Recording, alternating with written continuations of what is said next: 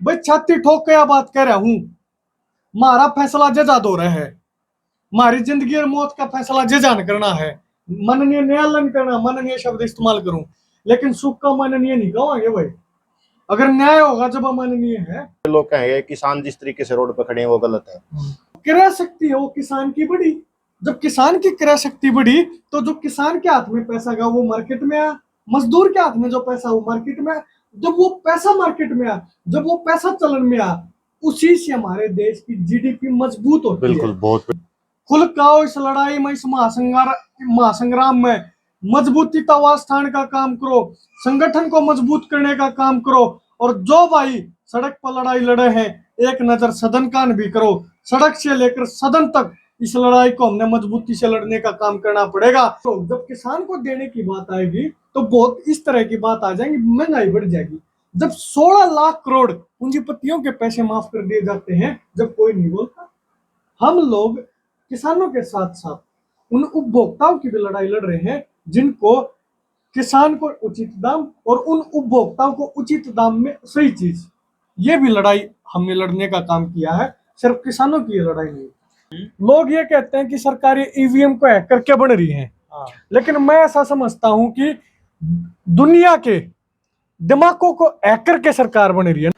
TPN के सारे दर्शकों न राम राम। आज आप वीडियो में देख रहे हो हमारे साथ एक खास शख्सियत है। खास मैं क्यों कह रहा हूं, क्योंकि आज से लगभग 1.5-2 महीने पहले इनको जेल हुई थी। क्यों हुई थी उन सारी बातों पर विचार करेंगे। जेल हुई थी तो जब इनको जेल हुई तो इनकी रिहाई के लिए हजारों की संख्या में किसान सड़क पर भी खड़े हुए। हजारों की संख्या में जो किसान इकट्ठे होकर उन्होंने पंचायत भी करी, उन्होंने एसपी ऑफिस का घेराव भी किया और कहीं ना कहीं उन्होंने प्रशासन को, सरकार को मजबूर कर दिया इनकी रिहाई के लिए। तो इसलिए कहीं ना कहीं खास शख्सियत है कि हजारों लोगों का प्यार इनके साथ है। आज इनसे बात करेंगे। और बहुत सारे लोगों ने, जब ये जेल के अंदर थे तो बहुत सारे लोगों की अलग अलग तरीके की प्रतिक्रियाएं होया करती, तो वो सारे सवाल आज मैंने नोट कर रखे हैं। वो सारे सवाल आज हम इनसे पूछेंगे।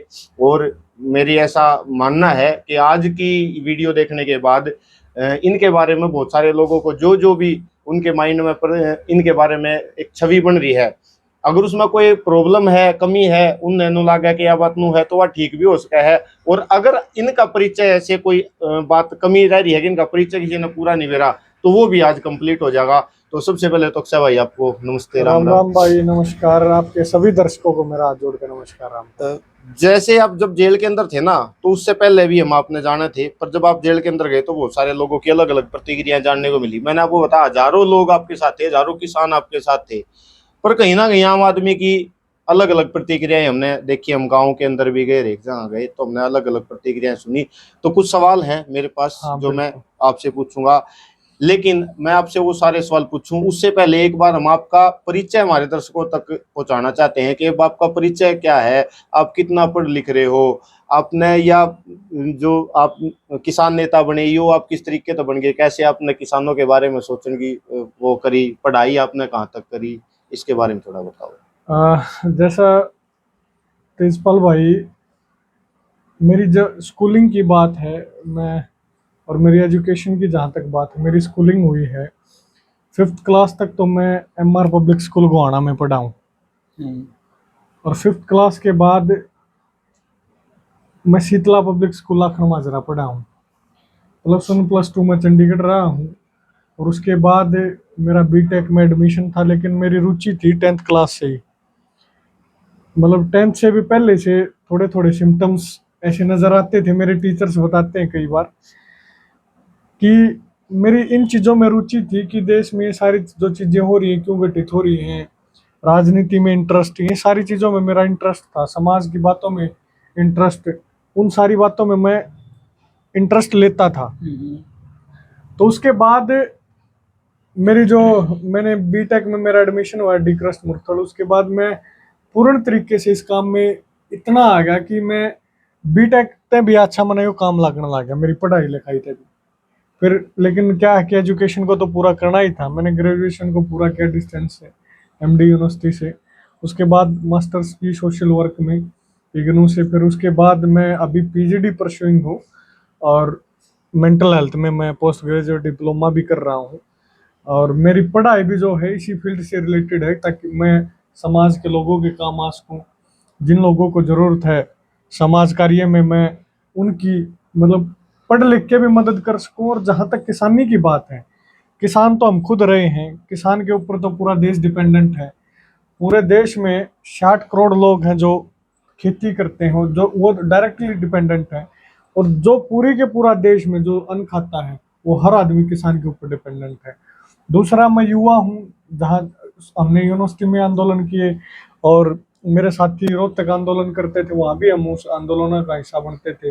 अपने स्कूल टाइम से 10th क्लास में मैं पहले प्रोटेस्ट का हिस्सा बना था। तो मेरा पहले दिन से ये रहा है। और मेरा दूसरा ये रहा है कि मेरा रुझान ज़्यादा सामाजिक संगठनों की तरफ इसलिए रहा कि मुझे संघर्ष करना पसंद है, मुझे लड़ाई लड़ना पसंद है, मुझे मेरे स्वतंत्र विचार हैं, मैं उनको एग्जीक्यूशन के लिए मैं संघर्ष करूं, मुझे वो चीज़ पसंद है। ना कि मैं किसी की चापलूसी करूं, किसी का आगे पाछान दूं।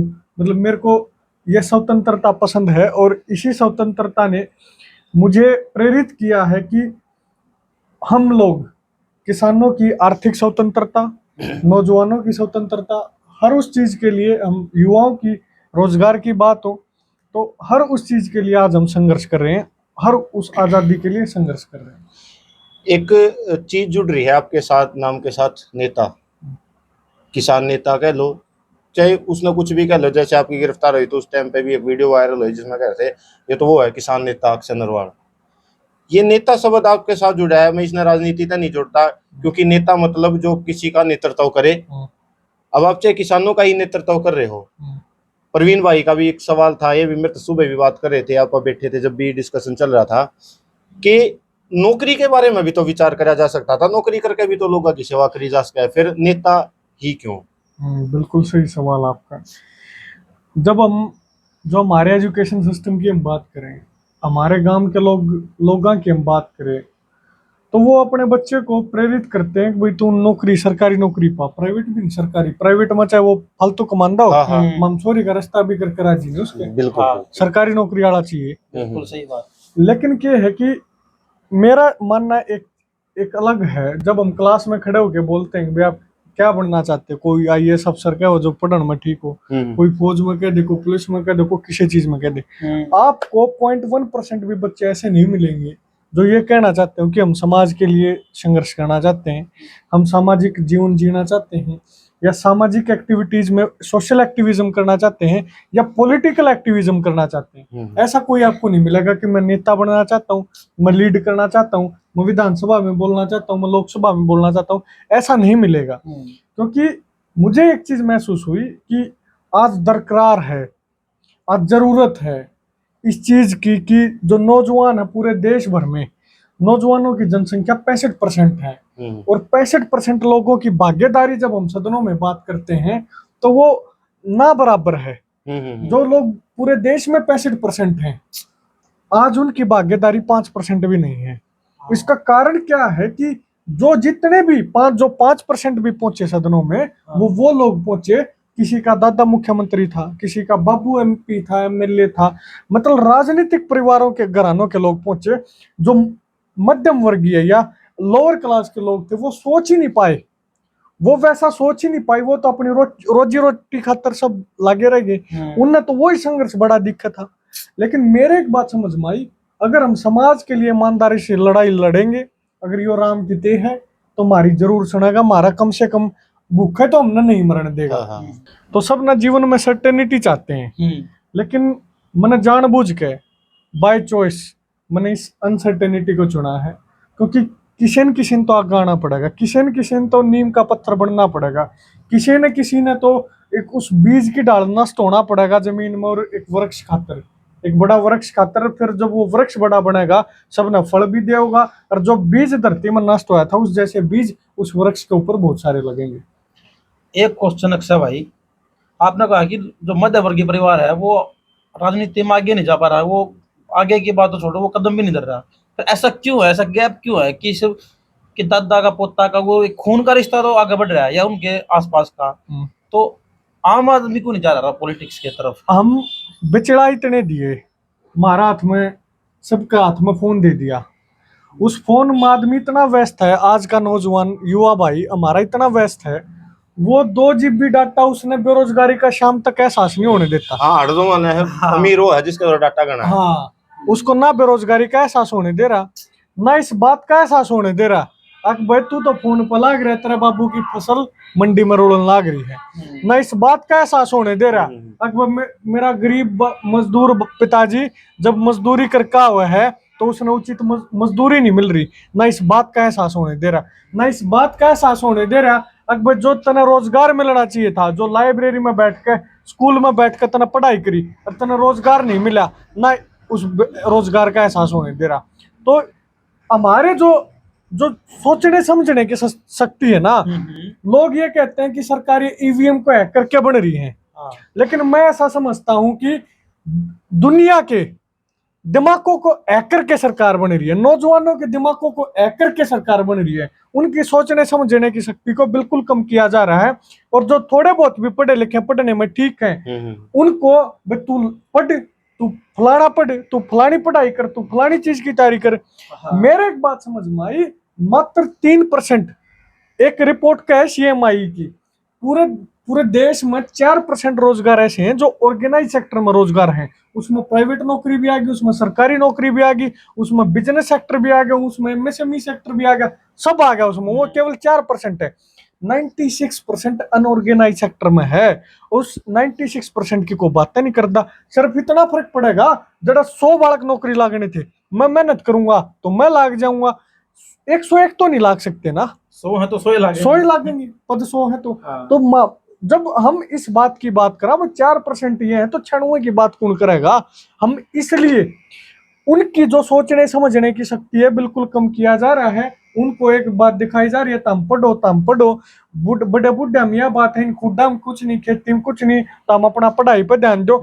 इन चीजों की तरफ मतलब अनसिक्योरिटी बहुत ज्यादा है, अनसर्टेनिटी बहुत ज्यादा है, जीवन सिक्योर नहीं हो पाता। और जब तक कोई अपना अपना दाव पर नहीं लाओगा, जब तक को अपना अपना खपान की हिम्मत नहीं रखेगा, जब तक को कि मैं पा भी नहीं सकता, मेरी ऐसी समझ में।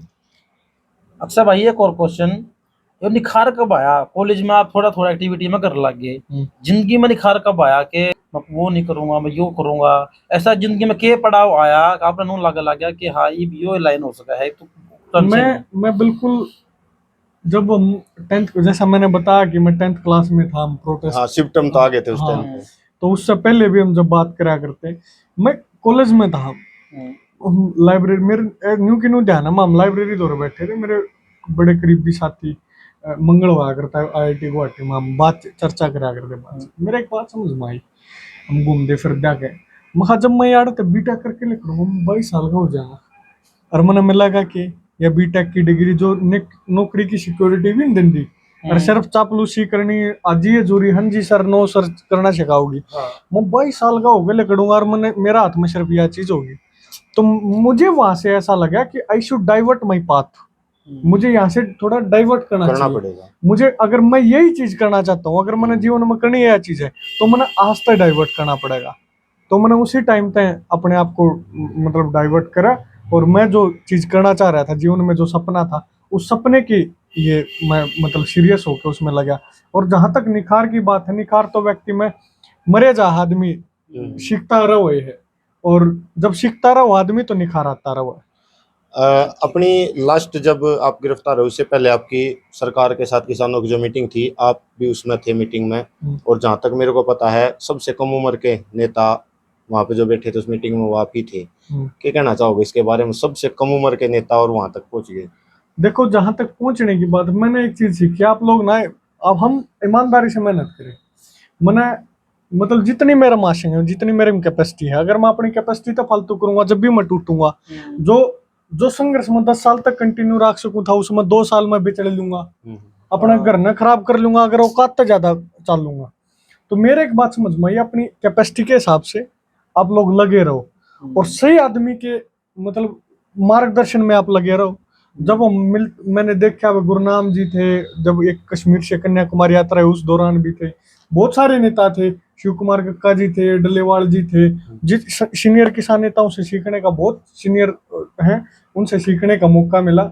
और मैं लगातार उस टाइम से ही हम लगातार लगे हुए हैं। उस टाइम तो ये भी नहीं था भी सर कोई ऐसी कमेटी बनेगी जो सरकार के साथ वार्ता करेगी, और ना एक जीवन का मात्र यो लक्ष्य है भाई हमने मंत्रिया गेल्या मीटिंग करने खातर मंत्रिया गेल्या भाई बातचीत करने खातर हमने इस चीज को चुना है, यो लक्ष्य नहीं है हमारे जीवन का, इससे बियॉन्ड है लक्ष्य। और जहां तक इसकी बात है, मुझे तो हमारे मैं आदरणीय कक्का जी के साथ था जो हमारे संगठन के राष्ट्रीय अध्यक्ष हैं। हम एक हॉल में बैठे, सभी व्यक्ति एक हॉल में इकट्ठा हुए। मैं अकेला ऐसा व्यक्ति था उस हॉल में बैठा रह गया, क्योंकि मुझे नहीं पता था कि मेरा भी नाम मीटिंग में है। मुझे खुद नहीं पता था, किसी ने मुझे बताया नहीं था। लेकिन जब मैं वहां अकेला बैठा रहता हूँ तो मेरे पास अंदर से फोन आता है कि तुम्हारी नेम प्लेट यहाँ पे रखिए, तुम अंदर क्यों नहीं आए मीटिंग में। तो उसके बाद मैं जाता हूँ। तो मतलब किस आदरणीय कक्का जी का ही धन्यवाद करूंगा कि हमारे जैसे नौजवानों को उन्होंने आगे करने का काम किया, और मजबूती से वो इस बात को समझते हैं कि आने वाला समय युवाओं का, ये देश युवाओं का है, युवाओं को आगे करना पड़ेगा। पता नहीं कितने कई सौ युवा कक्का जी ने आदरणीय उन्होंने आगे किया उन युवाओं को, ताकि वो सामाजिक लड़ाई लड़ सके और एक नेतृत्व समाज को प्रदान कर सके। उनमें से मुझे भी एक सौभाग्य मिला है कि मैं भी उनके मार्गदर्शन में सीख पाया, और इसी की बदौलत मैं उस मीटिंग का भी हिस्सा बन पाया। और दूसरा, मेरा कोई अल्टीमेट लक्ष्य नहीं, कई बार ये हो जाता है कि भाई तू इसका मीटिंग का हिस्सा बन गया, भाई इतनी कम उम्र में बन गया, ये तो और भी थे नू भी थे। मैं उस डिबेट में जाना ही नहीं चाहता। अगर किसी व्यक्ति को ये लगता है कि भाई मैं गलत हूँ या सही हूँ उस मीटिंग में, जो भी हूँ, मतलब मैंने तो ये भी डिसाइड किया है कि हम त्याग करना भी सीखें। मैं एक चीज समझता हूँ कि इस मीटिंग में अगर हमारे खापों का प्रतिनिधित्व, हरियाणा का प्रतिनिधित्व और rest of India other than Punjab, उनका प्रतिनिधित्व जब बढ़ेगा तो इस आंदोलन को मजबूती मिलेगी। हमारा अल्टीमेट लक्ष्य है किसानों की मांग को मनवाना, हमारा अल्टीमेट लक्ष्य नहीं है सरकार के साथ बातचीत करना। तो उसमें मैं तो आगे ये भी कह रहा हूँ कि हमारी जगह हमारे खापों के प्रधान बैठे, हमारे बुजुर्ग बैठे हैं, खंडका वाले और पगड़ी वाले लोग इकट्ठे बैठे हैं सरकार के लिए बात करने में। तो मैं तो आगे मतलब मैंने ये तय किया है कि मैं आगे उन मीटिंगों का हिस्सा भी नहीं बनूंगा। एक त्याग भी नौजवान को करना आना चाहिए, जिसके पीछे मतलब बूढ़े बूढ़े बूढ़े हो जाओ लोग, और समझ बड़प्पन उन बड़े जरूर हो जाओ लेकिन बड़प्पन नहीं आ पाता, छोटी छोटी चीज छोड़ नहीं पाते। और हम जैसे युवाओं नहीं त्याग करके नु दिखाना पड़ेगा कि ये चीज घनी बड़ी नहीं है हमारे खातर, बहुत सारी चीजें। तो मैं आगे मीटिंग में भी नहीं, आपके चैनल पे भी कह रहा हूँ, मैं आगे उन मीटिंग का हिस्सा भी नहीं बनूंगा। अक्षय भाई, अभी आपने बताया कि मुख्य जो मुद्दा है ना वो तो किसानों की मांग मंगवाने का है, और दो बात मैंने लिख रखी है, MSP C2+50। टेक्निकली वे में भी समझाओ और लोगों को पता भी होना चाहिए कि किसानों के असली मुद्दे ये हैं। और मैं ये मानता हूँ पर्सनली तौर पे, ना तो मैं किसी पार्टी के खिलाफ हूँ, ना मैं किसानों के खिलाफ हूँ, ना मैं किसी संगठन के खिलाफ हूँ, मैं तो सही बात के साथ हूँ, गलत बात के खिलाफ हूँ। फिर भी बहुत सारे लोग कहेंगे किसान जिस तरीके से रोड पर खड़े हैं वो गलत है। हर आदमी की अपनी सोच है।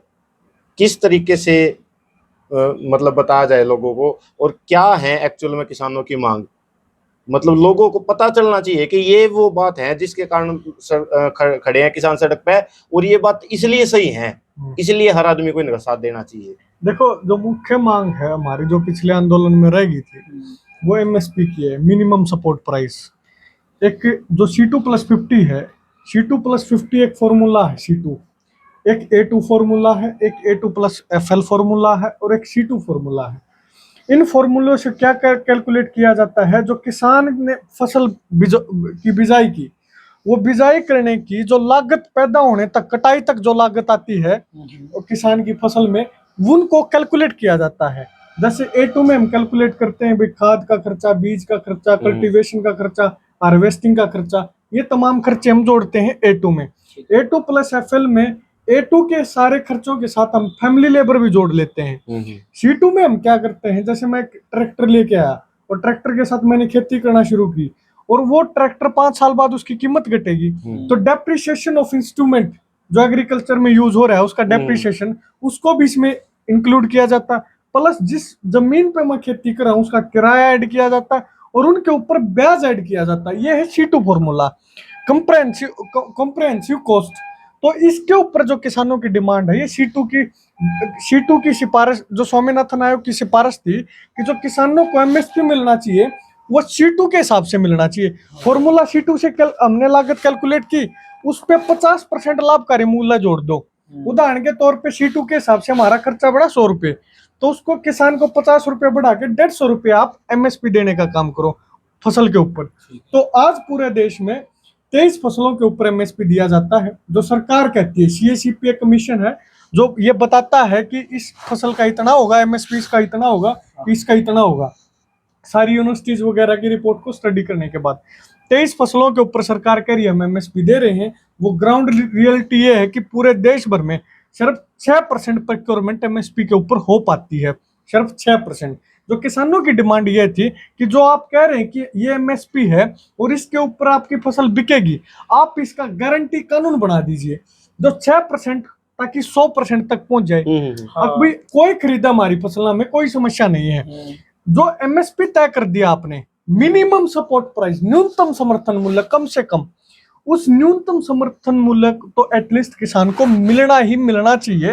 ये कानून आप बना दीजिए कि इस चीज की गारंटी दे रहे हैं, कोई भी इससे नीचे अगर खरीदेगा तो उसके ऊपर आपराधिक मामला दर्ज होगा। तो एक ये मुख्य मांग थी। एक मांग है कि भारत देश जितने वर्ल्ड ट्रेड ऑर्गेनाइजेशन के समझौते हैं उनसे बाहर आए। जब हमारा देश जो है वो विकासशील देश है और जो इस समझौते में देश शामिल है वो विकसित देश भी हैं। जो विकसित देश है उनके लिए अपना देश मार्केट है। जब हम अपनी कोई भी चीज है हम एक्सपोर्ट नहीं कर पाते तो ट्रेड डेफिसिट उस देश का बढ़ता है। उसी के कारणवश हम एग्रीकल्चर में पिछड़ रहे हैं, उसी के कारणवश हम दूसरे देशों के साथ compete नहीं कर पा रहे हैं, बाहर का पैसा नहीं आ पा रहा। हाँ, compete नहीं कर पा रहे हैं। जो ये समझौते हैं बाहर के देशों को ज्यादा फायदा कर रहे हैं। तो हमें इस बात को समझना पड़ेगा, जब तक इस तरह के करार और समझौते विकसित देशों के साथ रहेंगे, डेवलप्ड कंट्रीज के साथ, डेवलपिंग कंट्रीज के रहेंगे, तो उस डेवलपिंग कंट्रीज को हमेशा नुकसान झेलना पड़ता है। हम ये चाहते हैं, अगर आप भी इस कंट्री को डेवलप्ड देखना चाहते हो तो विश्व गुरु का जो बीजेपी बार बार जिक्र करती है, सपना देखती है, तो इनको इस ऐसे समझौतों से, ऐसे करारों से बचना होगा और WTO से बाहर आना होगा। लोगों को दिमाग में जो है कि किसान गलत कर रहे हैं, से और ऐसा नहीं है। बहुत सारे लोग ये भी कह रहे हैं किसान जिस मांग के लिए खड़े हैं वो सारी मांग सही है। लोगों को ऐसी कौन सी बात है कि अगर किसानों की ये मांग नहीं मांगे और वो अपने घर बैठ जा, भाई आज नहीं तो कल किसान का तो उसमें नुकसान होने लग रहा है। किसान ने जिस तरीके से बताया, तो लोगों का भी इसमें नुकसान है कि बिल्कुल। क्या नुकसान? देखो, मैं इसको जोड़ूंगा इस बात को, जब हम 3 काले कानूनों की बात करते हैं, जो पिछला आंदोलन चला, दुनिया का सबसे बड़ा आंदोलन, दुनिया का सबसे लंबा आंदोलन, उसमें एक कानून था एसेंशियल कमोडिटी एक्ट, आवश्यक वस्तु अधिनियम। उसका जब आप नुकसान को स्टडी करोगे, उसका क्या था कि मैं जो खाने पीने की चीजें है ना, उनका भंडारण मैं करूं, अगर मेरे पास पैसा है तो उसकी कोई लिमिट नहीं है।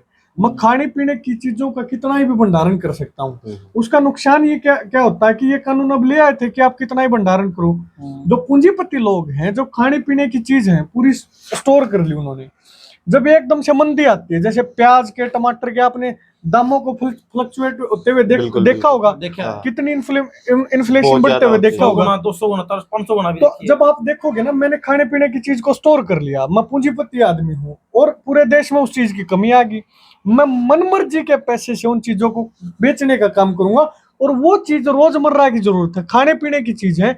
इसलिए वो जो लिमिट थी एसेंशियल कमोडिटी एक्ट के माध्यम से, वो लिमिट सरकार ने हटा दी थी। इसका नुकसान आप सीधे सीधे देखोगे ना, किसान क्या करता है, किसान अपनी फसल को स्टोर कर लेता, मैं ठीक, हम अपने गेहूं गाल लेंगे, गेहूं गाल के सब्जी होंगी, एक आधी बेल चढ़ा लेंगे, कोटड़ा पर बेटोड़ा पर अपने कितने भी, उसका सब्जियां काम चल जाए, दूध का काम घर में ऐसा रखेंगे, उसका चल जाएगा। किसान का इसमें बिगड़ा क्या था? जो सबसे ज्यादा इसमें बिगड़ा था वो कंज्यूमर का, उपभोक्ता का बिगड़ा था, आम आदमी तो का। आम जो शहर में रहने वाले भाई हैं और जो न्यूकम है, जो जिनका दृष्टिकोण है कि वो बने किसानों के प्रति, तो वही रोड रोक के बैठ गए, न्यू करने लगे।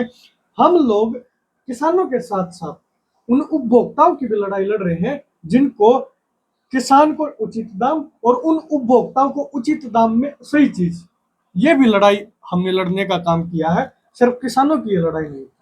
एक बात, अभी कल परसों में बात कर रहा था, लोकल बंदा था बढ़िया इनका, वो बोला कि अगर ये फार्मूला लगा दिया तो फसल महंगी होगी, गरीब आदमी कुकर खाओगा, फिर रोटी कुकर खाओगा चावल। तो हाँ, मतलब इसमें जो सवाल है वो ये है कि महंगाई तो नहीं बढ़ जाएगी इस चीज से?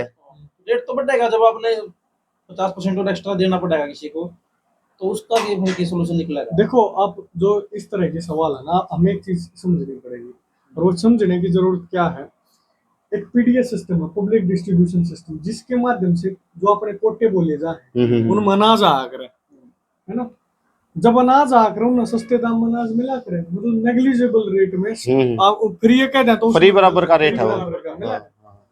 जब कोई भी सरकारी एजेंसी, अब मैं एफसीआई की बात करूं, जब एफसीआई प्रोक्योरमेंट ही नहीं करेगी, एफसीआई खरीद ही नहीं करेगी, सारी की सारी खरीद अडानी ने कर लिया, अंबानी ने कर लिया, साइलो बना दिया अडानी के, तो मैं ये पूछना चाहता हूँ, जो जिस गरीब भाई को ये चिंता हो रही है कि उसको फसल के दाम बढ़ने के बाद रेट इतना महंगा मिलेगा, वो पीडीएस सिस्टम के माध्यम से जो अनाज मिलता है वो कहां से मिलेगा? एक सवाल, वो तो खत्म हो जाएगा। वो जो सस्ता बिल्कुल फ्री मिल रहा है वो तो खत्म हो जाएगा। सरकार के पास अनाज ही नहीं मिलेगा, अनाज ही नहीं है, अनाज ही नहीं रहेगा सरकार के पास। एक बात। दूसरी बात, जो ये कहते हैं कि भाई देश में इन्फ्लेशन बढ़ जाएगी और अगर ये दे दिया तो कैसे सर्वाइवल होगा। मैं एक बात पूछता हूँ, 2006 में स्वामीनाथन आयोग की रिपोर्ट आई थी, 2006 के बाद आज 2024 आ गया, किसान लगातार संघर्ष कर रहा है। जो किसान को दाम 2006 से मिलने चाहिए थे वो 2024 तक नहीं मिल रहे। जो पैसा किसान को मिलना चाहिए था और किसान को नहीं मिला, वो किसके पास गया? उन भाइयों को इस बात को पता किया कभी वो पैसा किसके पास गया? दूसरी मेरी बात, ओईसीडी की एक रिपोर्ट है, वो ये कहती है कि आज तक किसानों को 45 लाख करोड़ रुपए एक्स्ट्रा मिलने चाहिए थे। पूरे भारत के किसानों को 45 लाख करोड़। पूरे भारत के किसानों के पास जब आप कर्ज की बात करते हो, मात्र 12 लाख करोड़ का कर्ज है। 30 लाख करोड़ तो आज भी हम सरकार को मांगते रहेंगे। वो हमारा पैसा किस दौरे चला गया? कर्जदार नहीं हुआ तो है, हमारी फसल घाट बिकी, हमने बैंक पर कर्जा लिया, जब किसान कर्ज मेहनत की पूरी वो पूरा मेहनताना नहीं मिला, तो वो जो हमारे 30 लाख करोड़ गए वो किसके खाते में चलेगी? आप लोग जब किसान को देने की बात आएगी तो बहुत इस तरह की बात आ जाएगी, महंगाई बढ़ जाएगी। जब 16 लाख करोड़ पूंजीपतियों के पैसे माफ कर दिए जाते हैं, जब कोई नहीं बोलता, क्यों नहीं बोलते? जो कंपनी है क्यों नहीं बोलते? और हमारे दिमाग में एक परसेप्शन ऐसा बिठा दिया, और जितनी इंडस्ट्रीज देश में डेवलप होंगी, जितने उद्योग कारखाने लगेंगे, उतनी अपने देश की तरक्की होगी, जो कॉन्सेप्ट ही गलत है। जब हमारा देश कृषि प्रधान देश रहा है, मैं अगर हरियाणा में कोशिश करूं कि मैं सेब के पेड़ उगा दूं, कैसा संभव है?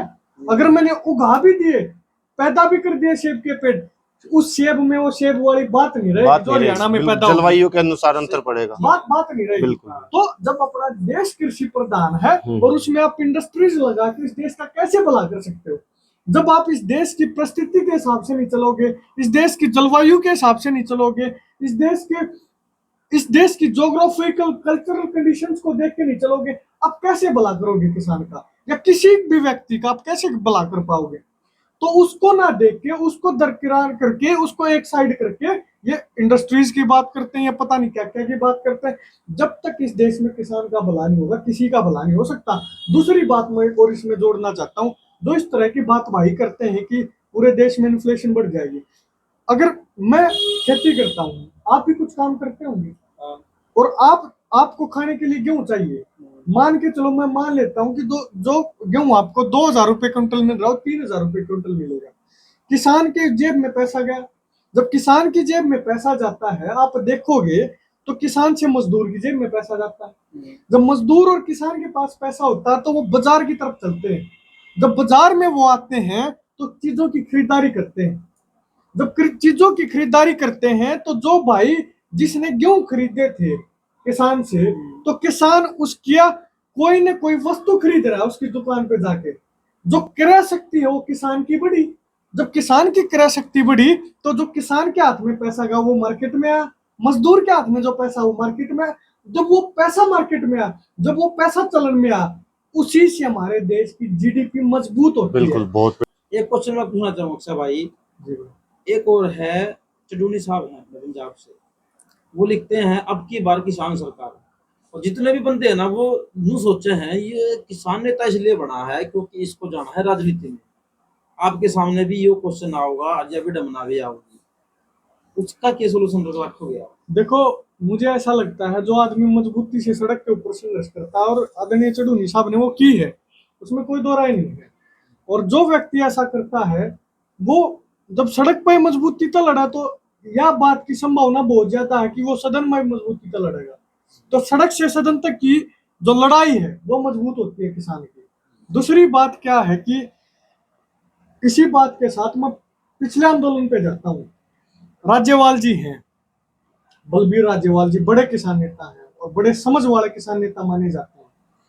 जब हम हमारे नौजवानों को कुछ उनसे सीखना था, जब आंदोलन चल रहा था उस आंदोलन से सीखना था, नेताओं से सीखना था, तो उनकी सारे राह यह बात रहा कर दी, राजनीति में जाओगे राज्यपाल साहब, राजनीति में जाओगे, राजनीति का आंदोलन खत्म हो जाएगा, यह चीज खराब हो जाएगी, यह चीज खराब हो जाएगी।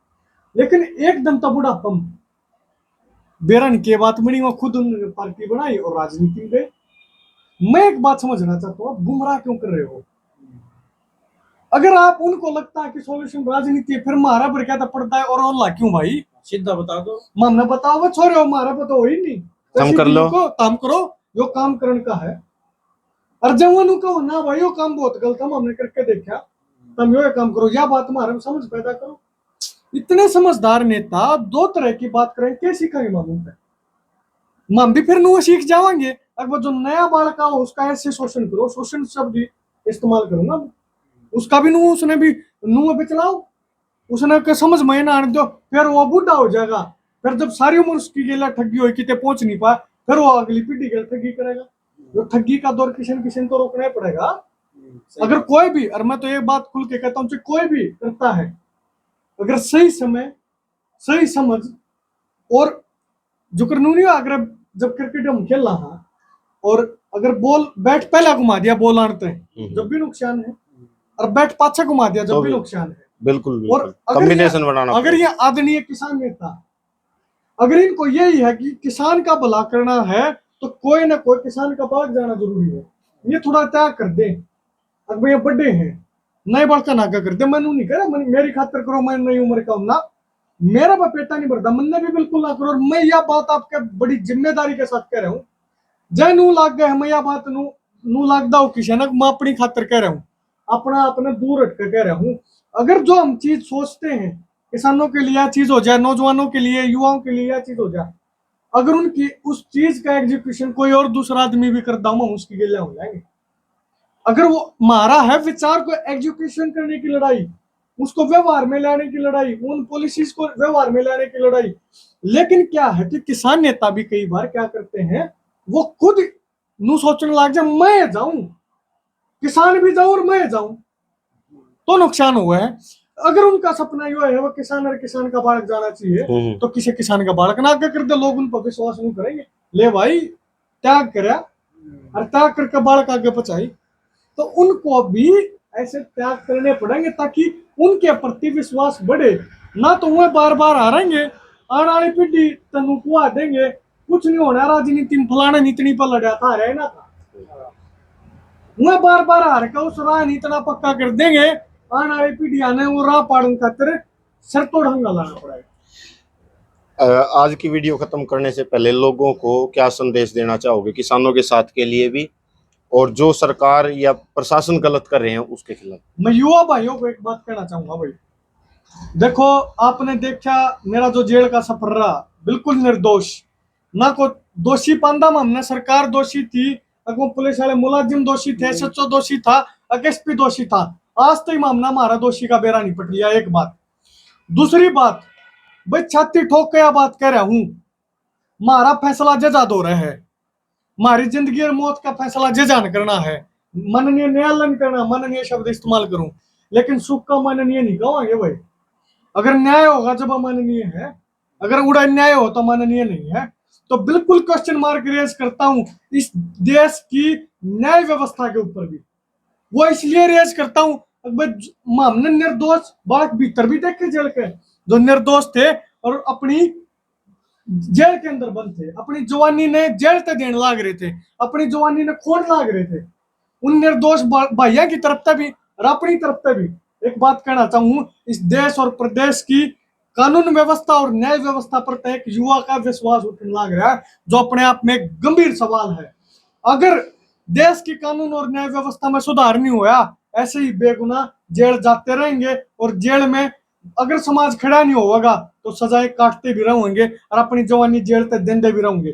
दूसरा, मैं नौजवान भैया तो निवेदन करूं भाई, खुल काओ इस लड़ाई में, इस महासंग्राम में मजबूती आवाज उठाने का काम करो, संगठन को मजबूत करने का काम करो, और जो भाई सड़क पर लड़ाई लड़े हैं एक नजर सदन कान भी करो। सड़क से लेकर सदन तक इस लड़ाई को हमने मजबूती से लड़ने का काम करना पड़ेगा। जब इस लड़ाई को मजबूती से लड़ेंगे जब समझने के में दे पाएंगे, ना तो इससे ओढ़ में रह जाएंगे मैं उसका बड़ा किसान नेता, मैं उसका बड़ा किसान नेता।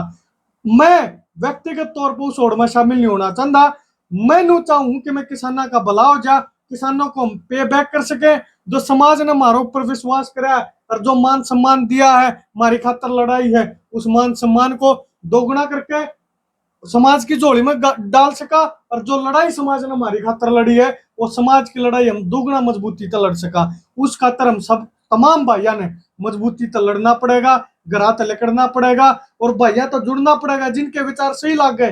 कई बार हम सही बात ना सही इसलिए नहीं कहते, या तो फलाने ने कह दी, जिसकी बात सही लगे उसको सही कहना शुरू करो, जिसकी गलत लगे उसने गलत कहना शुरू करो, यहीं से बदलाव शुरू होगा। धन्यवाद। और आज की वीडियो में आपके बहुत सारे सवालों के आपने जवाब मिले होंगे।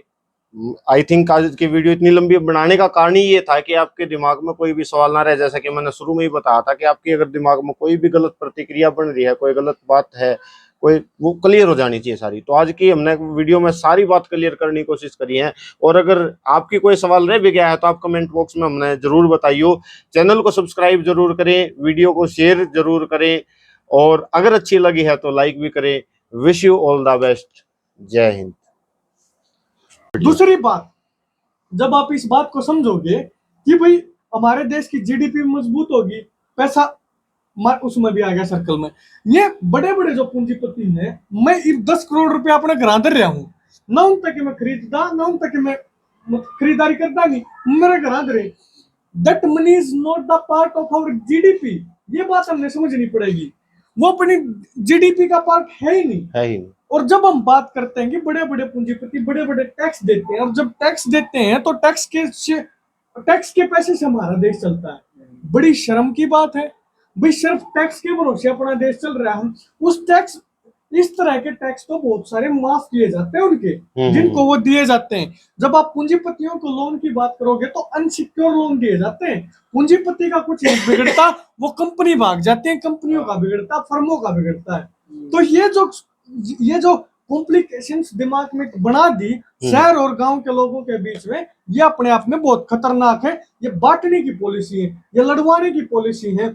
किसान की जेब में अगर किसान की जेब में अगर पैसा जाता है तो इस देश की तमाम जीडीपी को फायदा होने वाला है, इस देश के प्रत्येक व्यक्ति को फायदा होने वाला है, उससे नुकसान होने वाला नहीं है। मात्र अगर एमएसपी का गारंटी कानून बनता है तो पूरे देश की इकोनॉमी के ऊपर मात्र 1.5 लाख करोड़ का अतिरिक्त भार पड़ता है, और जिसके एवज में 30 लाख करोड़ तो आज भी इन सरकारों को हमारे देने पड़ते हैं।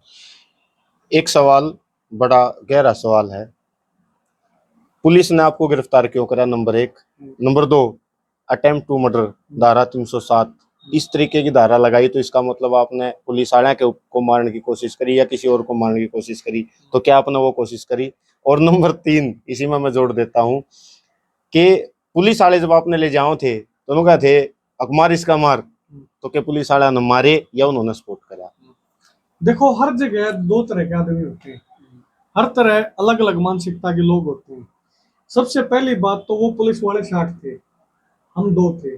मोहल्ले की बात ना बड़ी करूं, अगर हमारा ऊपर धारा ला दी दे यार, यो इस बात को स्वीकार कर रहे हैं ना कि भाई हमने इन हमारा मारे हैं, पुलिस वाले स्वीकार कर रहे हैं इस बात में, तो मैं एक बात कहता हूँ, अगर भाई हमने 2 जने हमने 60 पुलिस वाले मार दिए, या तो साउथ वाली फिल्म बन गई, साउथ वाली फिल्म बन गई, 1 लाख मारे के ना गड़ जाना पड़े।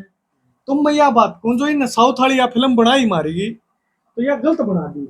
मेरा इवन की एवज में एक सवाल है, जिस प्रदेश सरकार की पुलिस खुद की सुरक्षा नहीं कर पाती, 60 व्यक्ति 2 व्यक्तियों से अपनी सुरक्षा नहीं कर पाते, वो इस प्रदेश की जनता की सुरक्षा कैसे करेगी? नैतिक आधार पर इस प्रदेश के गृह मंत्री को, जिसके अंडर ये पुलिस होती है, इस्तीफा दे देना चाहिए अगर वो हम प्रदेश की सुरक्षा करने में नाकाम हैं।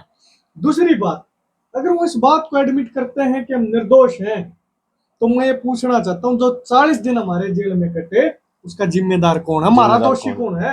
वो एसपी दोषी है जिसने के दबाव में एसएचओ ने हमारे ऊपर धारा लगाई, या वो एसएचओ दोषी है उसने खुद संज्ञान ले लिया, या सरकार दोषी है जिसके दबाव में एसपी चल रहा है, एसपी के दबाव में एसएचओ चल रहा है?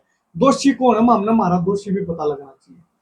मैं ये पूछना चाहूंगा कि आप मतलब क्या सिचुएशन हुई थी वहां पे, वो सिचुएशन बताओ कि किस तरीके से पकड़े गए आप, वहां के कण गए थे, तो क्या कहानी हुई थी वो बताओ। हम खनौरी बॉर्डर थे, हम चंडीगढ़ से चलते हैं, वो मीटिंग होने के बाद तो अगले दिन 13 तारीख का कूच था, चंडीगढ़ से हम खनौरी पहुंचते हैं। खनौरी हम पंजाब के अपने साथियों से मिलते हैं और उनसे मिल के हमें जींद अगले दिन मीटिंग करनी थी अपने साथियों के साथ। जब जैसे ही हम खनौरी पहुंचते, खनौरी से हम गांव से होते हुए एक साथी ने हमें इस साइड छोड़ा, अपने हरियाणा की साइड, तो हम इस साइड दाता सिंह वाला जो गांव पड़ता है वहां पर हम पहुंच जाते हैं। तो वहां पहुंचने के बाद हमारी एक दूसरी गाड़ी होती है जिसमें हमें जींद की तरफ जाना था। वो गाड़ी हमारी आगे खड़ी थी, जहां वो पुलिस वाले थे, पत्थर वत्थर चल रहे थे। 2 पुलिस की बस आती हैं, उनको भीड़ को खदेड़ती है, सारी भीड़ भाग जाती है। गाड़ी लाने के लिए भी स्पेस हो गया था, तो वो भीड़ तितर बितर होगी, हमारी गाड़ी भी नहीं आ रही थी उस भीड़ में। हमारी गाड़ी खुद टूटी पड़ी थी, टूट रही थी, किसी ने तोड़ी, पुलिस ने मारे उसके, वो पत्थर लागे उसके गाड़ी का, हमने नहीं बेरा इस बात का।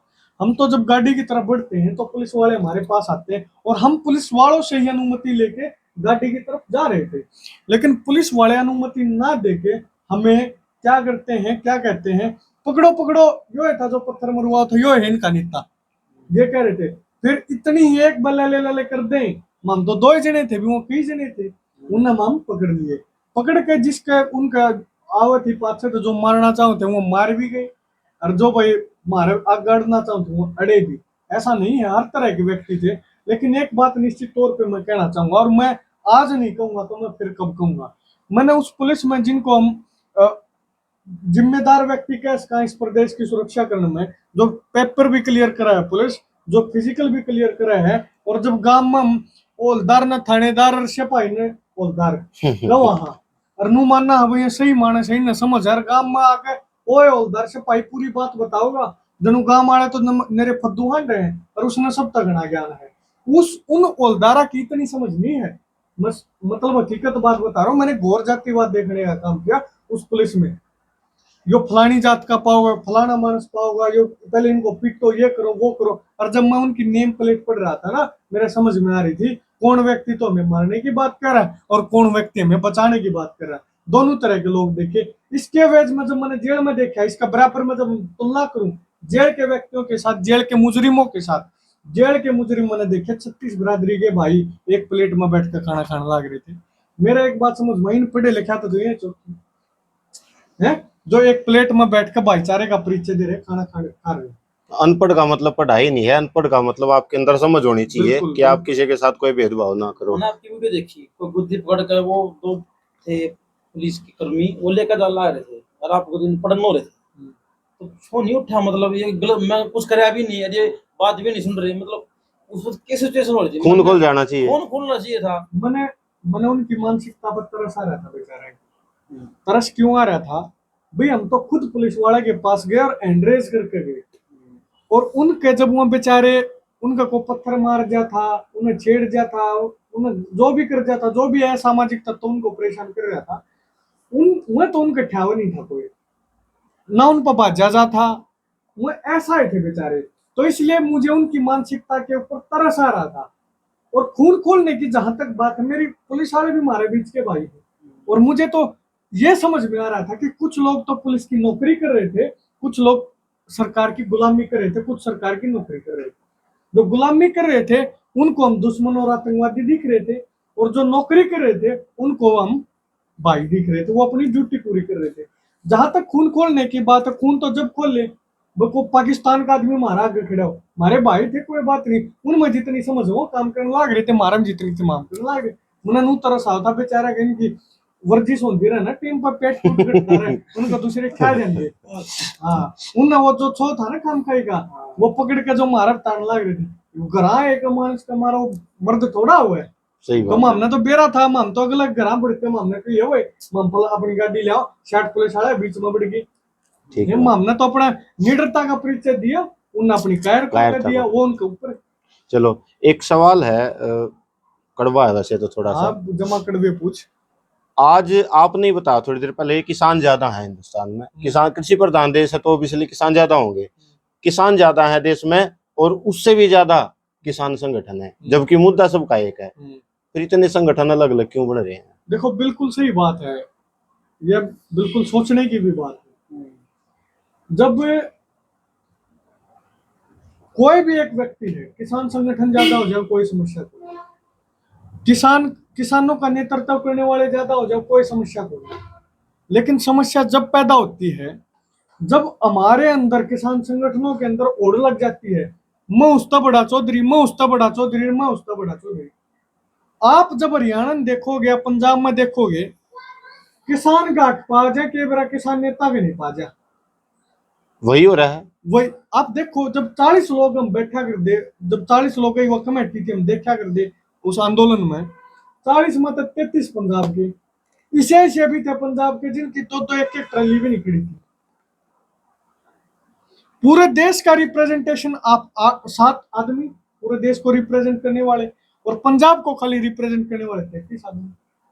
और हरियाणा में भी ऐसा ही है, हरियाणा के किसानों में भी ये होड़ है, मैं आगे चला जाऊं, मैं आगे चला जाऊं, उनकी भागा दौड़ी की, उनकी कुत्ता बिल्ली की लड़ाई में किसान पीछे छूटने लग रहे, किसान समाज का नुकसान होने लग रहा है। यह बात समझनी पड़ेगी। मैं क्या सीखूं उनसे, मेरे सीनियर किसान नेता मैंने संघर्ष करना जरूर सीख लिया उनसे, ये वो आगे मैंने उनसे जब मारे भर के नौजवान संघर्ष करना सीखा, जेड़ा तभी हम नहीं घबराए, मजबूती तक जेल में जाना पड़ा, लाठी डंडे लागू उस चीज का तर भी कर रहे, तो हमें समझाना चाहिए ना, अवगत कराना चाहिए ना, हमारा जीवन का अनुभव रहा है यो, हमने तो करा यो काम, इससे यो समाधान हुआ, तम या गलती करियो ना, यह चीज ना करके जो नया बालक भी उठा है उसकी गेला बिनु जद मानी यो गया बागान, यो जागा में 50 साल में नहीं कर पायो, तोड़ा नहीं कर दे, इसने तो टकट में लगी और राजनीति करा फलाना। इस बात के ऊपर मैं एक बात कहना चाहता हूँ, जो वृक्ष, जो पेड़ नई कोपलों का स्वागत नहीं करते, वो सूखे ठूंठ बनकर रह जाते हैं। अगर हमने कोई बुजुर्ग किसान नेता अपना मार्गदर्शन में आगे बढ़ाने का काम करेगा, तो हम उसकी बात को, उसके विचार को जब तक हम रहेंगे हम जिंदा रखेंगे, और आने वाली पीढ़ी को भी ये बताओगे, मारता भी कोई कि मैं देके गया था भाई, अरे यो लो हमने जो मिला था या हमने भी जो कमा यो अगली पे दे दिया, सारी उम्र को याद रखेगा भाई। बड़ा इस बात पे नहीं है उम्र में बड़ा है, बड़ा इस बात पे उसमें बड़प्पन है। तो जब जब जब बड़प्पन किसान नेताओं में हो जाएगा, तो औकात है किसी सरकार की, 60 करोड़ का परिवार है किसानों का जो डायरेक्टली खेती करता है, 12 करोड़ परिवार है किसानों के इस देश में, और जो इनडायरेक्टली डिपेंडेंट है, आप शहरों के भाई हैं जो किसान पर फसल लेकर अपना घर का गुजारा चला रहे, रोटी खाने का काम करे, वो भी किसान के साथ जुड़े। अगर इस तरह की ओर नहीं होती तो किसान के बालक अपनी कलम तक किसानों के लिए नीतियां बनाने का काम करते संसद और विधानसभा में बैठ के, या हमारी आपस की ओर किसानों का भी नुकसान करी है, किसान नेताओं का भी नुकसान करी है, और आने वाली पीढ़ियों का। मैं तो जब मैं भीतर था, जब लोगों ने बाहर मजबूती था आवाज उठाई, जब तो मैंने हिम्मत मिली, अगर मैं फंस जाता इस चीज में, मेरे ऊपर मुकदमा लग गया रह जा, मैंने को बाहर कढ़वाइया ना पा, क्या अक्षय जैसा कोई और नौजवान साहस कर पाएगा इस बात का? सही बात। ये जो किसान नेता जिस विचार को लेकर चले हैं, बड़े बड़े किसान नेता, उस विचार को कौन जिंदा रखेगा? सारी उम्र वो रख देंगे जिंदा इस विचार को? नई पीढ़ी को जब तक आप आगे नहीं करोगे, जब तक आप इस बात को स्वीकार नहीं करोगे, और भाई नेता तो लोग बनाते हैं, नेता समाज बनाता है। मैं हर व्यक्ति चाहो मैं प्रधानमंत्री बन जाऊं, क्या रखे के बन जाऊं, लेकिन जब लोग चाहेंगे ना आपको, जब आप वो बनोगे, आप लोगों के लिए काम करो, लोग आंदोलन लड़ते हैं, लोग सब कुछ करते हैं, लोग ही नेता को मजबूती देते हैं। अब लोगों के साथ ठगी ना करो, उनको आज समझ में नहीं आ रहा कि तोड़ जाना कि तोड़ नहीं जाना। तो मैं ऐसा समझता हूं कि जब स्पष्ट हो जाएंगे किसान नेता भी, तो उस दिन से किसानों की सुलटी गिनती शुरू हो जाएगी। एक क्वेश्चन ये और है, क्या इस बात का रिलेशन इस बात का भी है कि हम कई बार जाओ है ना वे उनको है जाट है ये किसान जाट है, इनका साथ नहीं देना हमने। हरियाणा में यह बात खूब हो रही है, मन नहीं मेरा दूसरे स्टेट में ये बात चल रही है। तो कहीं ना कहीं किसान और आम आदमी जो है, चाहे वो नौकरी कर रहा था गवर्नमेंट कुछ भी कर रहा है, वो उनका आपस में तालमेल नहीं हो पा रहा, एक दूसरे का अलगाव क्यों हो रहा है ये। देखो यह चीज हमने बिल्कुल सही बात है आपकी, यह चीज हमने एक छोटी समझनी पड़ेगी। जब आप किसान नेता बनो हो, जब तो ना अपना वोट चाहिए, आपने तो अपनी जागरूकता परिचय देना है, जाकर समाज में धरने प्रदर्शन में शामिल हो हूँ भाई, मैं तो फलानी जगह जाऊं, मैं फलानी जगह जाऊं, लोग जरा संघर्ष कर रहे हूँ खड़ा हूँ।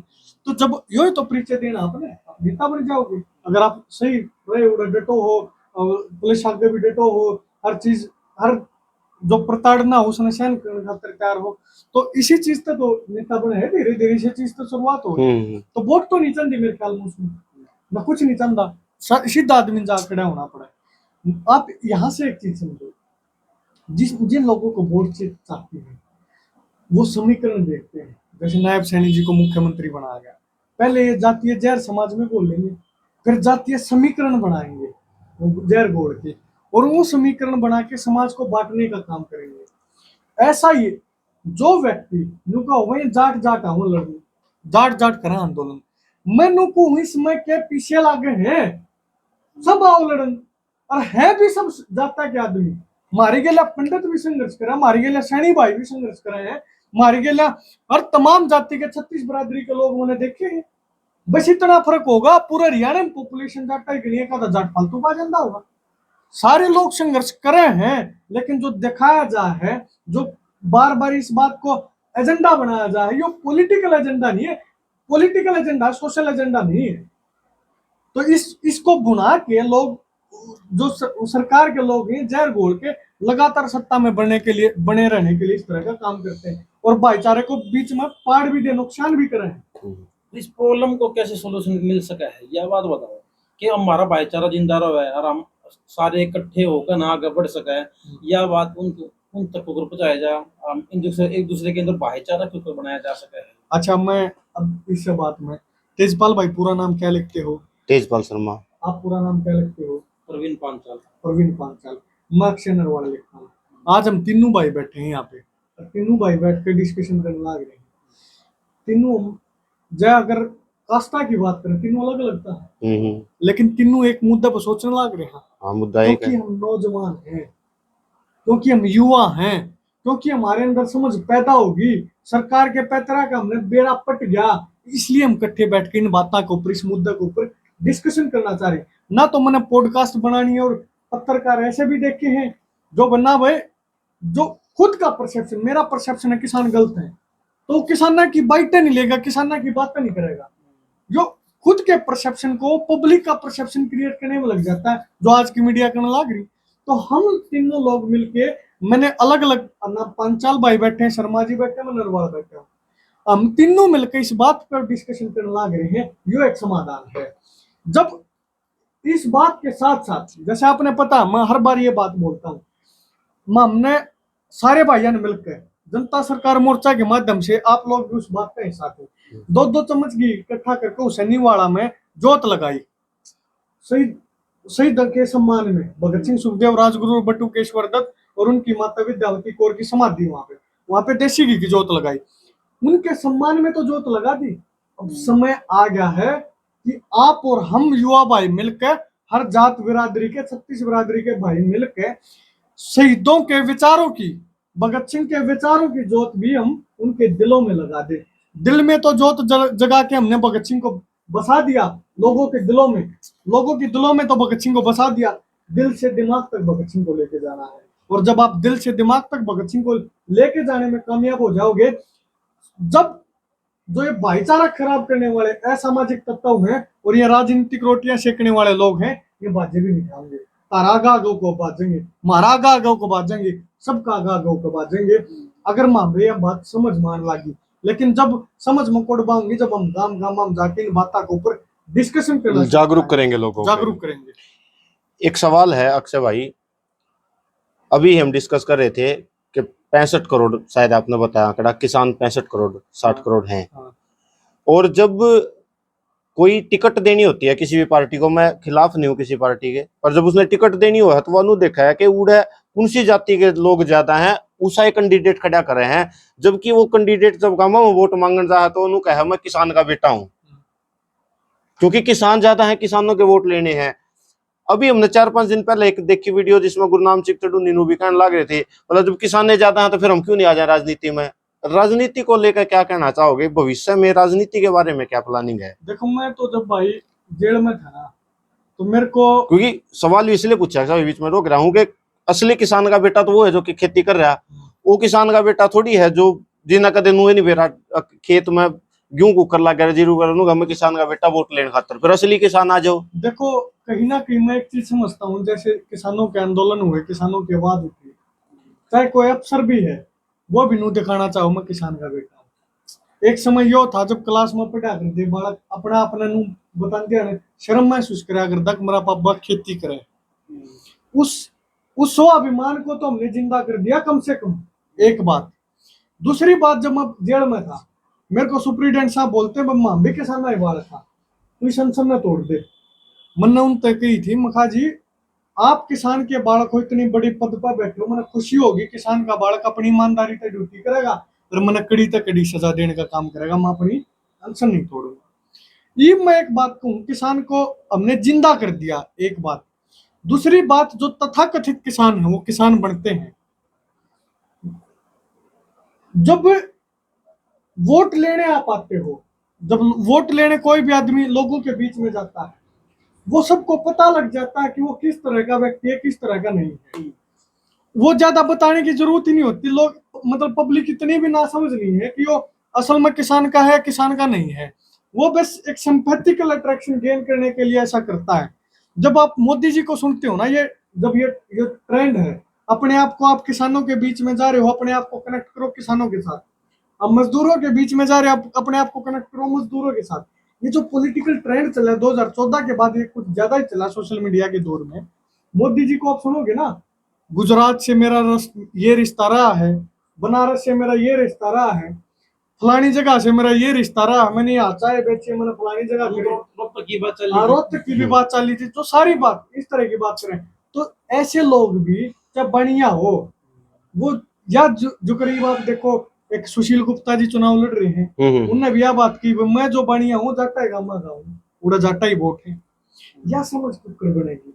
और वो जो आशम आदमी बोल रहा है उसको हमने किस चीज के साथ कनेक्ट करना है, ये क्या बोलने लग रहा है, यह चीज जब समझ बनेगी, जो मैंने पहले कहा, जब हम जागरूक कर देंगे लोग।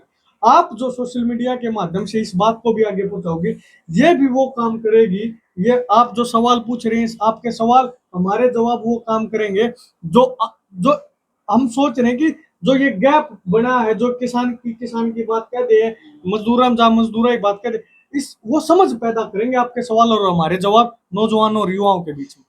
राजनीति को लेकर आगे आने वाले टाइम में क्या है, मैं आपने बात घुमा दी पर मैं घूमने नहीं दूंगा। आपका क्या है विचार आगे आने वाले टाइम में? नहीं घुमा दी, मैंने बुझा तो यही था कि आप आने वाले टाइम में क्या राजनीति में जा रहे हो, सीधी बात नो बकवास, क्या आप आने वाले टाइम में राजनीति में जा रहे हो? क्योंकि भारत के अंदर जब किसान ज्यादा हैं और जब नू क्या वोट मिला कि मैं भी किसान का बेटा, तो फिर असली किसान क्यों नहीं जावे? देखो बड़ी विडम्बना और दुख की बात यह है, किसान बनकर वोट कौन गिरता, किसान जात पतियां भटके धर्म में भटके वोट गिरा। जब वोट गिरने की बात आवे है, वोट गिरनिया किसान नहीं बनता, वोट मंगनिया किसान बन जाए। जब वोट गिरनिया भी किसान बन जाएगा ना, फिर तो राजपाठा पर नहीं होना है। दूसरी बात, जहां तक मेरी राजनीति में जाने की बात है, ये मैं राजनीति में जाऊंगा या नहीं जाऊंगा, मेरी एक समझ बनी है। मैं अगर सामाजिक आदमी हूं तो यह चीज मैं कौन होता है करनी है भाई, समाज तय कर लेगा। जब मैंने जेल में तक कटा कर समाज लिया है, मैं समाज के बीच में कद आऊंगा, समाज कद प्रोटेस्ट करेगा, कद मेरी जमानत लाओ, समाज ने डिसाइड करी ना बात, समाज ने संघर्ष करे ना। जब भाई मेरे को मनु को भाई जीवन देने वाले, मैंने जेल में तो काटने वाला समाज है, तो मैं राजनीति करूंगा या नहीं करूंगा यह चीज भी समाज तय करेगा। और जब समाज ना करने लग गए हैं, वो हमारा बालक में इतनी आशिंग हो रही है, हमारा बेटा में इतनी आशिंग हो रही है, हमारा भाई में इतनी आशिंग हो रही है, यो आना चाहिए यो कि मैं अच्छा कर सके। जब समाज इस चीज में महसूस करने लग जाएगा, उनका बालक पाछे नहीं हटा, उनका भाई किसी पाछे नहीं हटे, जब मोदी ने कैसे में लड़वा लियो, अच्छा मांग गाल गए चुनौती देते हुए चुनाव लड़ेंगे, कहेंगे चुनाव लड़ेंगे, और किमें करने की कहेंगे और किमें कराएंगे। अगर नू कहेंगे घर बैठ जा बबेश बतेरा होगा मैंने अपने मारा गांव में भी कई बीच में जब तमकाल होते उन्होंने जेल में चटून दिया ने किसान संगठन के हमारे जो साथी हैं उन तभी की पूछी जब तमकाल होते हो ना तो मैं घर बैठ जाऊं, मेरा तो यो ऐब हो गया और यो ऐब तो हमने पुगाना पड़ेगा, तारा पर पुगदा होगा तो ठीक है ना, घर बैठ जाओ। जब उन नंबर तक ही ना भाई तू आगे बढ़े हम साथ देंगे, जब हमारा हिम्मत पैदा हुई अगर वो आगे कहूंगे ना भाई यो काम भी तू कर हम साथ देंगे तो निश्चित तौर पर करूंगा, अगर वो कहूंगे ना कर वो नहीं करूंगा। तो मैं तय नहीं करूंगा यह बात, मेरी चीज मैं व्यक्तिगत नहीं रहा, मैं समाज का हूँ। नहीं, लोगों लोगों तक कुछ बात तो आई होगी ना, क्योंकि जब आपकी रिहाई हुई विकास ईसर भाई से भी हमने बाइट ली, सुशील नरवाल से भी ली, बहन प्रियंका थी उनसे भी हमने ली, और उनका सब बैठ के कहना था अकीब तो कागज पे एक लाल पेन लग गया, अरे राजनीति छोड़कर कोई ऑप्शन नहीं बचा। कुछ तो बात आई होगी ना कि वो उनका भी क्या राय है। देखो उनकी, क्योंकि वो कहीं ना कहीं जनता के ही प्रतिनिधि हैं। बिल्कुल। देखो मैं एक बात कहता हूँ, वो भाई हैं मेरे, और मतलब मेरे भाई होने के साथ साथ वो समाज के प्रतिनिधि हैं, जैसे आपने ये शब्द का चूज किया। वो कोई भी बात कहोगे तो गंभीरता तक कहूंगे, उनकी बात में वजन होगा। और जहां तक मेरा लाल पेन फ्रेंड की बात है, मैं और कुछ नहीं कर पा रहा इसलिए राजनीति नहीं करूंगा, मैं राजनीति कर सकता हूं इसलिए राजनीति करूंगा। अगर मैंने करनी पड़ी तो मैंने और कि मैं चीज नहीं पा रही, मैं जात नहीं आऊंगा इस चीज में। अगर मेरे हिम्मत मेरे में कैपेबिलिटी होगी तो मैं करूंगा, और वह कैपेबिलिटी और हिम्मत समाज देगा मैंने। अगर इन भाइयों ने यह बात कही है, इन लगता होगा कि थोड़ी बहुत कैपेबिलिटी मेरे अंदर होगी, जब उन ननू लागेगा भाई वो परिपक्व हो गया पूरा मैच्योर है, इस भाई ने काम करना चाहिए, मैं भाई यही बात नहीं कुछ टालूंगा जो मैंने जेल में छुटा के। एक क्वेश्चन मैं पूछना चाहूंगा अक्षय भाई, जी एक और है, चडूनी साहब हैं अपने पंजाब से, वो लिखते हैं अब की बार किसान सरकार, और जितने भी बंदे हैं ना वो यूं सोचे हैं ये किसान नेता इसलिए बना है क्योंकि इसको जाना है राजनीति में। आपके सामने भी ये क्वेश्चन आओगा, आज या विडम्बना भी आओगी, उसका क्या सोल्यूशन रखोगे आप? देखो मुझे ऐसा लगता है जो आदमी मजबूती से सड़क के ऊपर संघर्ष करता है, और आदरणीय चडूनी साहब ने वो की है, उसमें कोई दो राय नहीं है। और जो व्यक्ति ऐसा करता है वो जब सड़क पर मजबूती तो लड़ा तो यह बात की संभावना बहुत ज्यादा है कि वो सदन में मजबूती तो लड़ेगा। तो सड़क से सदन तक की जो लड़ाई है वो मजबूत होती है किसान की। दूसरी बात क्या है कि इसी बात के साथ मैं पिछले आंदोलन पे जाता हूँ। राज्यपाल जी हैं, बलबीर राज्यपाल जी बड़े किसान नेता हैं और बड़े समझ वाले किसान नेता माने जाते हैं। जब हम हमारे नौजवानों को कुछ उनसे सीखना था, जब आंदोलन चल रहा था उस आंदोलन से सीखना था, नेताओं से सीखना था, तो उनकी सारे राह यह बात रहा कर दी राजनीति में जाओगे, राज्यपाल साहब राजनीति में जाओगे, राजनीति का आंदोलन खत्म हो जाएगा, यह चीज खराब हो जाएगी, यह चीज खराब हो जाएगी। लेकिन एकदम तो बुढ़ापम बेरन के बात बनी, वो खुद उन्होंने पार्टी बनाई और राजनीति में गए।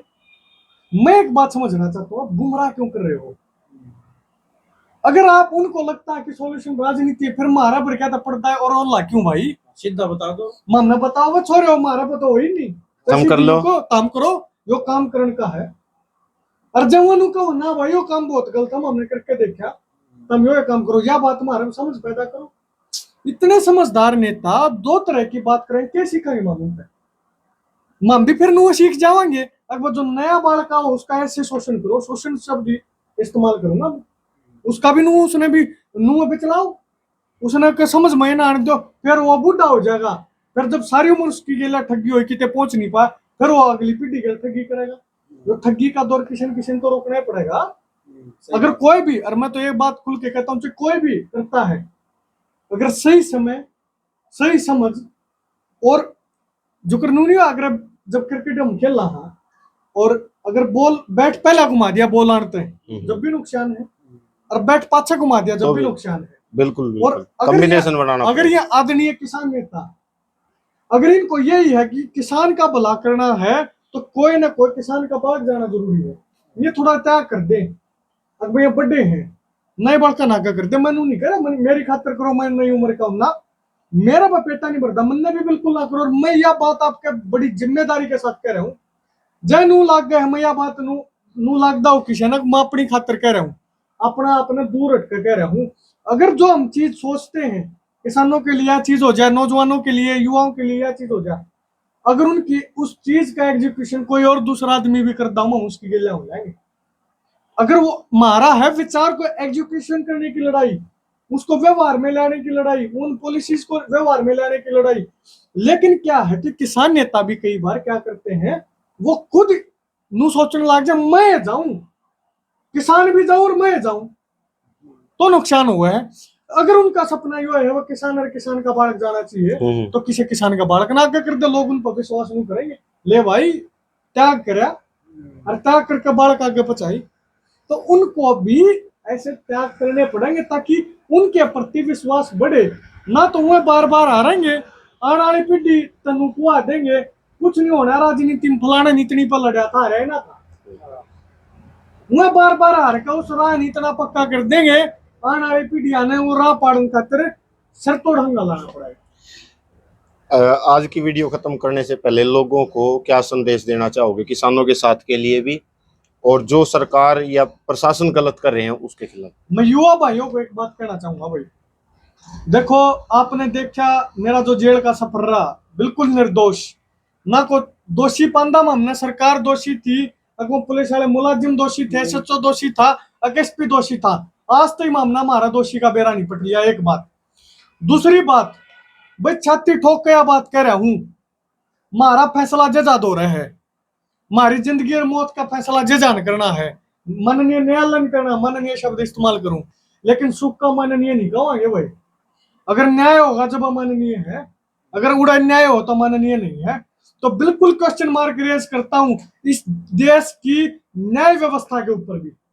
वो इसलिए रेज करता हूं हमने निर्दोष बालक भीतर भी देखे जेल के, जो निर्दोष थे और अपनी जेल के अंदर बंद थे, अपनी जवानी ने जेल तक देने लाग रहे थे, अपनी जवानी ने खोन लाग रहे थे, उन निर्दोष भाइयों की तरफ से भी और अपनी तरफ से भी एक बात कहना चाहूं, इस देश और प्रदेश की कानून व्यवस्था और न्याय व्यवस्था पर एक युवा का विश्वास उठने लग रहा है, जो अपने आप में एक गंभीर सवाल है। अगर देश की कानून और न्याय व्यवस्था में सुधार नहीं हुआ, ऐसे ही बेगुनाह जेल जाते रहेंगे और जेल में अगर समाज खड़ा नहीं होगा तो सजाएं काटते भी रहेंगे और अपनी जवानी जेल तक देंदे भी रहेंगे। दूसरा, मैं नौजवान भैया तो निवेदन करूं भाई, खुल काओ इस लड़ाई में, इस महासंग्राम में मजबूती आवाज ठान का काम करो, संगठन को मजबूत करने का काम करो, और जो भाई सड़क पर लड़ाई लड़े हैं एक नजर सदन कान भी करो, सड़क से लेकर सदन तक इस लड़ाई को हमने मजबूती से लड़ने का काम करना पड़ेगा। जब इस लड़ाई को मजबूती से लड़ेंगे जब समाज ने कि दे पाएंगे, ना तो इस सौड़ में रह जाएंगे मैं उसका बड़ा किसान नेता और मैं उसका बड़ा किसान नेता। मैं व्यक्तिगत तौर पर उस होड़ में शामिल नहीं होना चाहता, मैं नहीं चाहूं कि मैं किसानों का भला हो जा, किसानों को हम पे बैक कर सके, जो समाज ने हमारे ऊपर विश्वास करा और जो मान सम्मान दिया है हमारी खातर लड़ाई है, उस मान सम्मान को दोगुना करके समाज की झोली में डाल सका, और जो लड़ाई समाज ने हमारी खातर लड़ी है वो समाज की लड़ाई हम दोगुना मजबूती से लड़ सका। उस खातर हम सब तमाम भाइयों ने मजबूती से लड़ना पड़ेगा, घरा तले करना पड़ेगा और भैया तो जुड़ना पड़ेगा जिनके विचार सही लग गए। कई बार हम सही बात ना सही इसलिए नहीं कहते या तो फलाने ने कह दी, जिसकी बात सही लगे उसको सही कहना शुरू करो, जिसकी गलत लगे उसने गलत कहना शुरू करो, यहीं से बदलाव शुरू होगा। धन्यवाद। और आज की वीडियो में आपके बहुत सारे सवालों के आपने जवाब मिले होंगे। आई थिंक आज की वीडियो इतनी लंबी बनाने का कारण ही ये था कि आपके दिमाग में कोई भी सवाल ना रहे। जैसा कि मैंने शुरू में ही बताया था कि आपकी अगर दिमाग में कोई भी गलत प्रतिक्रिया बन रही है, कोई गलत बात है, कोई वो क्लियर हो जानी चाहिए सारी। तो आज की हमने वीडियो में सारी बात क्लियर करने की कोशिश करी है। और अगर आपकी कोई सवाल रह भी गया है तो आप कमेंट बॉक्स में हमने जरूर बताइए। चैनल को सब्सक्राइब जरूर करें, वीडियो को शेयर जरूर करें और अगर अच्छी लगी है तो लाइक भी करें। Wish you all the best. जय हिंद।